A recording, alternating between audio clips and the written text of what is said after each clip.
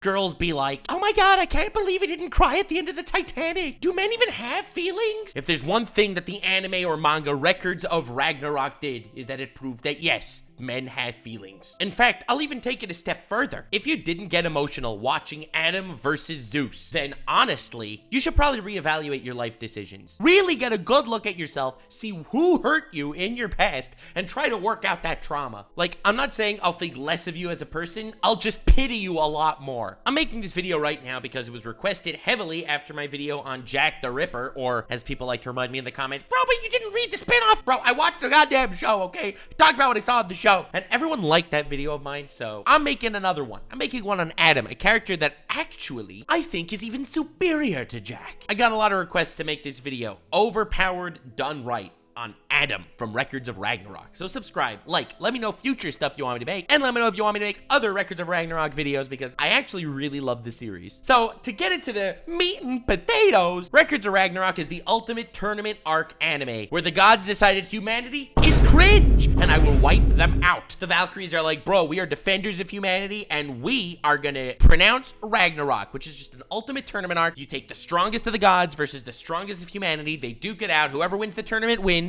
If humanity wins, they keep living. The gods win, humanity gets wiped out. Erasing Twitter from the annals of history may be a net W. Humanity wins, they continue, and people continue to cancel each other on Twitter for playing a game that has Harry Potter in it. In the first round, the gods won. Big time. Big fat gods dub. It was like such a huge dub. It was to the point that humanity was like, wow. We're just toast. The gods are just gonna steamroll us. What were we even thinking? Dude, humanity's a little bit outclassed, and humanity was really feeling that burden. Morale was at an all-time low. They thought they were gonna get wiped out. They saw they had no chance. It's just not good. Round 2 comes along, and the fighter that humanity has selected is file number 00001, Adam, the primordial man. Right away, this is like really cool. It's a really cool concept, right? He's this dude made in God's image and he's going up there to fight gods. Like, it's a really well done character introduction. You got Adam, he's this dude, looks like he's barely pubescent, and he's supposed to be going up against Shiva, the Hindu god of destruction. Now you're like, all right, if humanity ever had a chance, if they ever had a prayer, it's this time. It's the guy made in the image of God against a god. With morale at an all-time low, with humanity not thinking they even have a shot, they're willing to give even the slightest, tiniest, itty-bittiest bit of hope to this fight that's about to happen. The gods, however, they are taking this a lot more seriously than expected. They actually put respect on Adam's name. Immediately,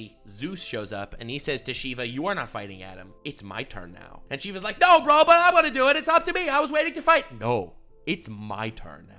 And just puts him on the ground. It's like, Zeus is this senile, old-looking dude. This is the guy that they're selecting. Of course, he goes through his transformation. He becomes this absolute behemoth, Giga Chad, like every single old person in anime. I don't know if you've noticed, old people in anime are freaking terrifying. Netero from Hunter x Hunter, Bang from One Punch Man, Yamamoto from Bleach. The older they get, the scarier they get. Like, oh my god, keep these old people away from me. They're so powerful, always. Not a good sign that Zeus is also this really mega ripped old dude. It's just so scary. The battle comes down to Zeus, the godfather of the cosmos, versus Adam, the first man made in the image of God. Now, the reason why I spend so much time talking about the introduction of these two characters before I even get into the overpowered done right aspect of Adam's character is because you have to understand the perspective of both sides going into this fight. From the gods' perspective, even though they think, and you know, they're kind of right, gods are infinitely more powerful and legendary than humanity is. But despite all of that, they're giving Adam enough respect that the godfather of the cosmos himself is the one that's going up to fight him. Now, from the humanity side, this is coming from humanity having absolutely zero morale. Adam is the potential glimpse in absolute abyss. They believe their fate is sealed, and this may be the one way for them to claw out of it, but honestly, they don't even think so. After seeing the first match come to a brutal defeat for humanity. So now that the introductions are out of the way, before the fight actually begins, we do get a little bit of a backstory. We get like a whole WWE entrance for Adam. We get the whole spiel about how awesome this dude is and why he, more than any other, truly would hate the gods. How he was tricked by the serpent and how he was expelled from paradise. And that entire story with the very anime twist to it, of course, you know, not being accurate in any biblical sense, but Who cares? It's entertainment. But from the perspective of the Valkyries, the one that selected Adam to fight, the reason why they selected Adam to be this fighter is not only because he's obscenely strong, not only is he made in the image of God, but he, more than any other, has a reason to detest the gods. He can use that emotional vendetta of his to his advantage to win this fight. Anyway, the fight begins. Turns out Adam has a Sharingan because somehow every show has a Sharingan now. Why does every show have a Sharingan? I don't know. They all do though. And because of this Sharingan, he can dish back anything that Zeus throws at him. Zeus keeps escalating the fight to the next level and the next level and keeps on growing more and more and more in strength and power and fear. And Adam dishes it all back. He's able to throw at Zeus more than Zeus could throw at him. Adam is untouchably strong, and some sort of faith in humanity is being restored to the masses. Adam, a man, is defeating a god. At this moment, we're in a bit of an interlude of the fight. Adam is definitely winning at this point, which is never a good sign for a good guy.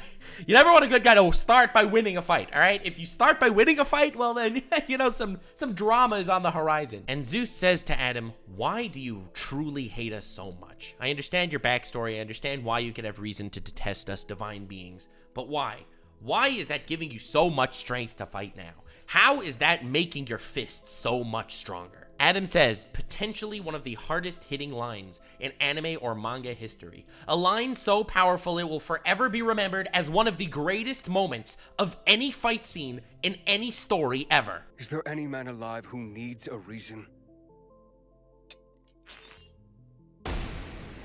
To protect his very own children. This is the line that separates the men from the boys. This is the line that if it doesn't make your eyes wet or your dick wet, it's time to start reevaluating your life decisions and all the traumas that you may be suppressing in your head. Like, actually go see therapy. This is Nux mandated therapy if this didn't make your heart break a little. This entire time we had the wrong perspective. This entire time we thought that it was hatred that was fueling his fists, not love. That was our big mistake watching Adam fight in Records of Ragnarok, and he gave all of humanity hope at that very moment. This is a father fighting to protect his children.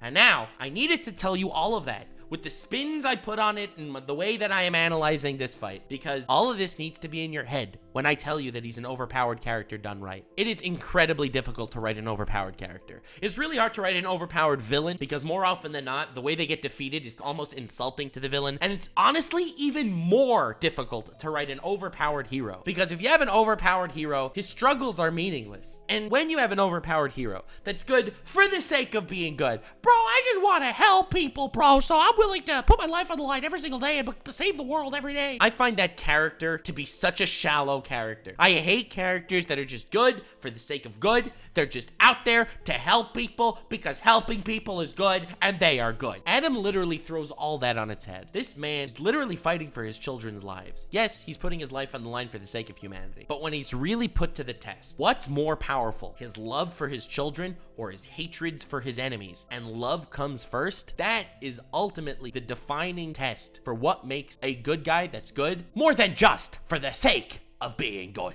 The fight continues. Zeus manages to attain higher and higher forms. This man is literally the godfather of the cosmos. He is the ultimate being. He is this most terrifying god of them all. Even he has pushed his absolute limits, and so is Adam fighting Zeus in his final form. They're in an ultimate slugfest, brutalizing each other, assaulting each other with absolute meat in each other's faces, and not even in the sexual way. No sexual innuendos are made here because of how awesome this scene is. Could you believe it? Me, a VTuber that makes Rule 34 tournaments, is not making any sexual innuendos about handsome men putting their meat in each other's faces. That just goes to show how intense this is. For what feels like eons, they're standing there, resolutely punching each other.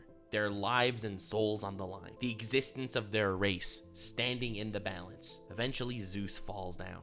Zeus is completely and utterly broken and defeated. He cannot continue the fight. And as the referee is about to mention that Adam won and defeated a god, Zeus says, "The game is over, but I win." You see, Adam died while standing, while punching. He continued punching Zeus into submission even after he was killed. Even after his soul left his body, even after he died, a father will do anything in his power, even after his life expires, to protect his children.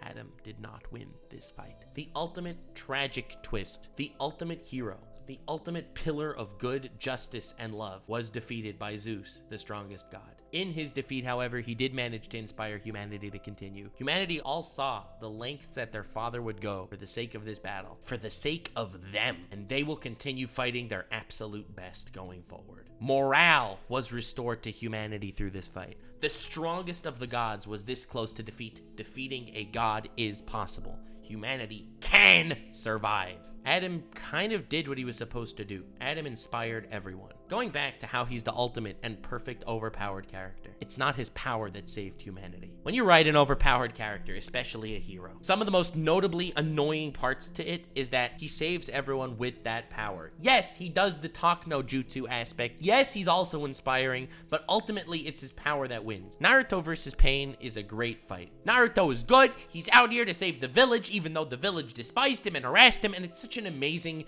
character finale for Naruto. It's the ultimate culmination of his entire storyline, and honestly, it's fantastic. But it comes alongside, the side platter of, Naruto actually wins the fight against Pain. It's true, he talked no jutsus him at the end of it, but ultimately, it was his power that made the impact. When you have an overpowered character, and it's not his power, but it's his resolve and his love that really impacts the future, that's how you ultimately write an overpowered character that can be carried through the annals of history as truly someone that stands above everyone else. Adam is everything Superman wishes he was. A man with godlike powers that's fighting for what's right, except instead of Superman just winning because he's Superman and he's freaking invincible, Adam loses, but every future victory that humanity has is thanks to him and on his shoulders. That's a perfect overpowered character. It's not his power that's gonna get him out of every situation. It's a man that'll still struggle, a man that'll still overcome, and a man that will still prove to you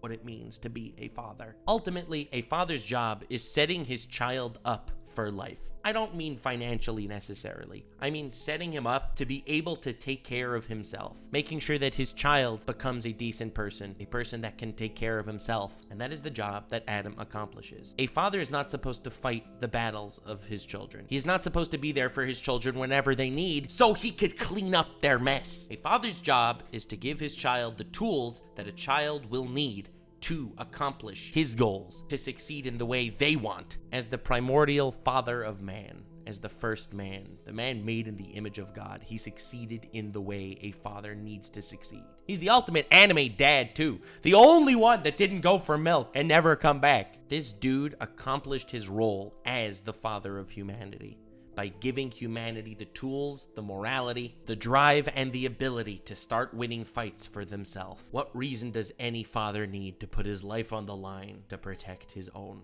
children? Please share this video with anyone that you think would like it. Please leave a like. Please subscribe. Have yourself a most wonderful, wonderful evening. Let me know future stuff you want me to cover. Maybe more Records of Ragnarok stuff. I'm down to cover Shiva because I was actually rooting for him in his fight. So maybe that'll be the next one. Subscribe. Stay weird, fam.